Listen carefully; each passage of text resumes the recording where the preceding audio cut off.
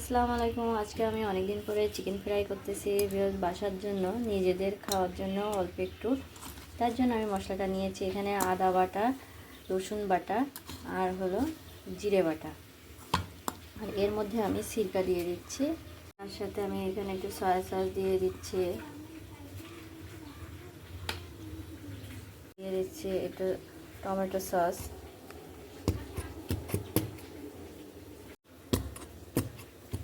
অল্প একটু দিয়ে দিচ্ছি। দিয়ে এই যে আমি মাংসগুলো ম্যারিনেট করে রেখে দেবো বেশ কিছুক্ষণ। রেখে দিয়ে তারপরে আমি এটাকে ভাজবো।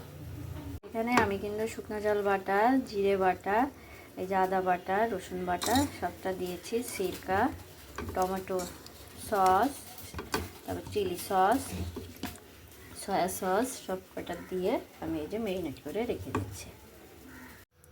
ভিউয়ার্স, এই যে মাংসটা ভেজানোর পর এখানে আমি কিন্তু আধা ঘন্টা 1 ঘন্টা ভিজিয়ে রেখেছিলাম। এখন আমি এই যে মশলাটা দিয়েছিলাম সেই মশলা সহ এই ময়দা দিয়ে আমি এটা ভাজতেছি। আজকে কিন্তু পানি অ্যাড করব না, আজকে আমি মশলাটা যোগ করব। এই যে এই মশলাটা আমি এইভাবে দিয়ে তারপরে আমি ভাজবো। এইভাবে আমি মাছ এবং মাংসটা এইভাবে আমি আজকে মশলা দিয়ে ডুবাবো।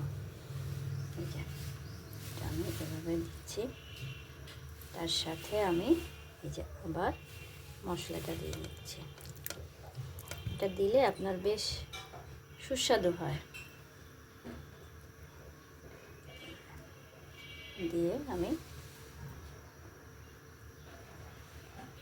একবার দিয়েছি, আর একবার আমি মশলাটা এইভাবে নিয়ে তার সাথে আমি এই যে পুরো করার জন্য দিয়ে আমি নিচে এটা ছেড়ে দিচ্ছি। দেখুন মশলাটা দিয়ে আমি ছেড়ে দিচ্ছি।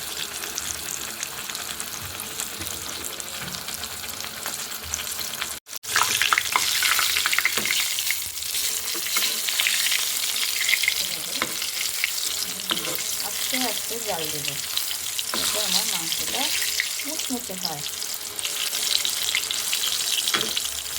আমি আরেকটা দিয়ে দিলাম। দেখুন আমার ফ্রাইটা হয়ে গেছে।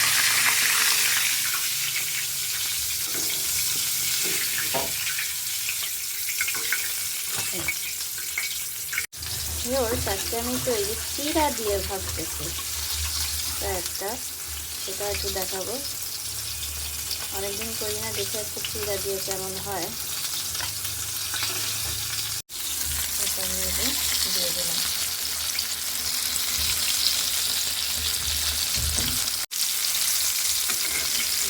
আমি চিড়া দিয়ে ভেজেছি।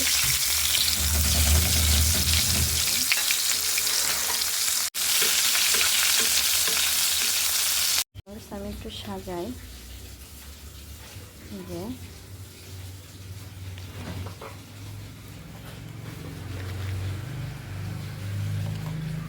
এইটা আমার এই চিকেন ফ্রাই হয়ে গেছে।